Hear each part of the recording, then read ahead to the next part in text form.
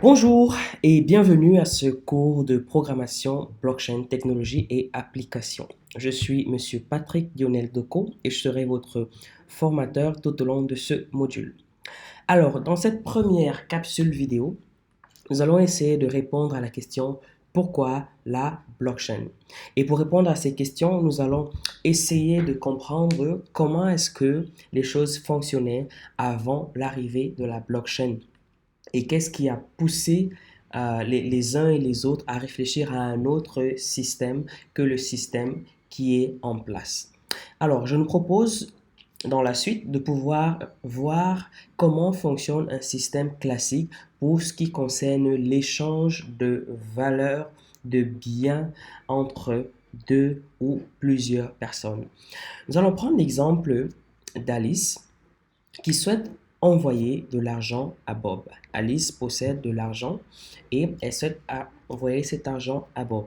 Alors, Alice, si c'est le cas d'un virement bancaire, Alice, dans un premier temps, va contacter son banquier. Nous l'appellerons ici Charlie, qui est l'intermédiaire.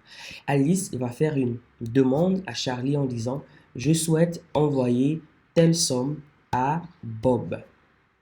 Alors, ce que Charlie, à son tour, va effectuer, ce sera de vérifier que Alice a effectivement le solde, a effectivement les fonds qu'elle souhaite envoyer à Bob.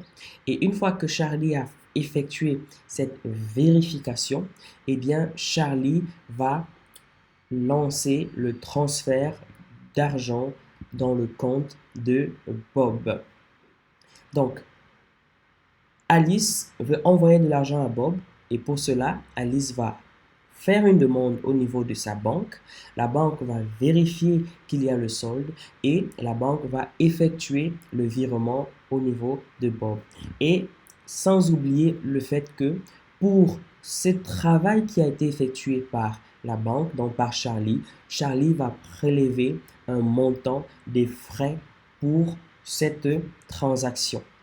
Eh bien, demain, l'autre rôle que Charlie va jouer, c'est de garder la traçabilité de ses opérations.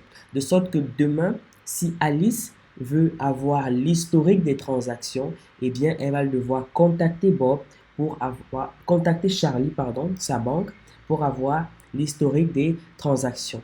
Et si demain, Bob dit, ah non, je n'ai jamais reçu de l'argent de toi, eh bien, Alice peut aller au niveau de sa banque, sortir les livres de compte, sortir les registres, sortir l'historique des transactions et vérifier qu'effectivement, il y a une transaction qui a eu lieu tel jour et était de tel montant. Voilà le rôle que va jouer Charlie dans la transaction financière entre Alice et Bob. Eh bien, face à cela, ce système que je viens de présenter a des défis, des enjeux et aussi quelques défauts que nous allons présenter dans la suite. Eh bien, les principaux problèmes qui sont posés par ce système et qui vont pousser les ingénieurs à réfléchir à un autre système sont les suivants. Le premier est le fait que pour une transaction financière, une transaction de biens entre deux personnes, il faut nécessairement un intermédiaire. Il faut nécessairement un intermédiaire. Et c'est un système que l'on retrouve dans plusieurs autres domaines. Si vous voulez acheter un terrain, vous ne pouvez pas simplement être entre l'acheteur et le vendeur. Il vous faut nécessairement passer par l'intermédiaire d'un notaire qui va valider un certain nombre de transactions, qui va valider la transaction et qui va garder la traçabilité. Et c'est pareil pour bien d'autres domaines, l'obligation de l'intermédiaire. Et donc, les personnes qui ne souhaitent pas qui souhaitent s'affranchir de cet intermédiaire ont commencé à réfléchir sur qu'est-ce que nous pouvons faire, quel système nous pouvons mettre en place pour pouvoir nous échanger les biens et les valeurs sans pour autant passer par un intermédiaire. Surtout que ces intermédiaires peuvent avoir le monopole sur le marché et peuvent imposer leurs règles et leur fonctionnement. Le deuxième point, c'est la sécurité. Vous avez bien remarqué que le système qui est là, c'est un système qui est centralisé. toutes les transactions passent obligatoirement par l'intermédiaire, par la banque. Et donc, demain, si la banque est attaquée, si la banque est hackée, si quelqu'un prend le contrôle de la banque, il a pris le contrôle de tout le système. Si Charlie devient un Charlot, façon de parler, et qu'il souhaite modifier les livres de compte parce qu'il est l'intermédiaire, il est le garant de sécurité, il peut effectivement modifier cela et créer des difficultés. Troisième élément, c'est que les coûts supplémentaires.